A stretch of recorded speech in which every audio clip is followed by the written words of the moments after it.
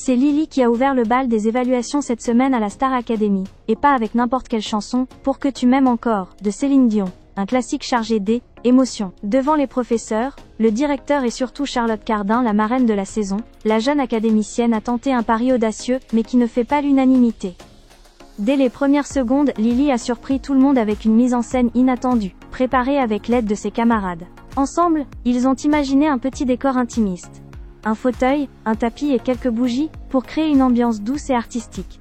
On la voit s'asseoir par terre, comme en plein moment de création, essayant de composer une chanson avant de se lancer dans le titre mythique de Céline Dion.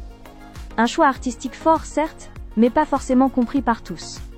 Sur les réseaux, les avis se sont vite enflammés. Lily, sa mise en scène JSP trop.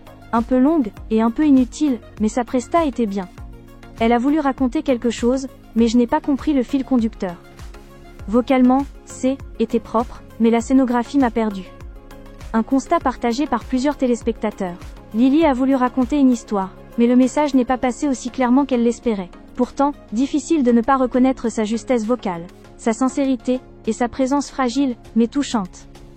Sous le regard bienveillant de Charlotte Cardin, Lily a livré une interprétation habitée, presque théâtrale, qui témoigne d'une vraie recherche artistique. Et si cette mise en scène a divisé, elle a aussi montré le courage d'une élève qui ose. D'ailleurs, les fans le savent.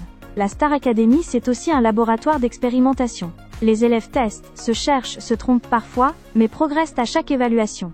Et Lily, avec cette prestation singulière, a prouvé qu'elle avait envie de se démarquer, quitte à prendre des risques. Alors, pari réussi ou non? Le débat reste ouvert. Ce qui est certain, c'est que cette première évaluation donne le ton. Les élèves vont devoir redoubler d'audace pour impressionner le corps professoral et leur marraine Charlotte Cardin, qui observe tout avec attention.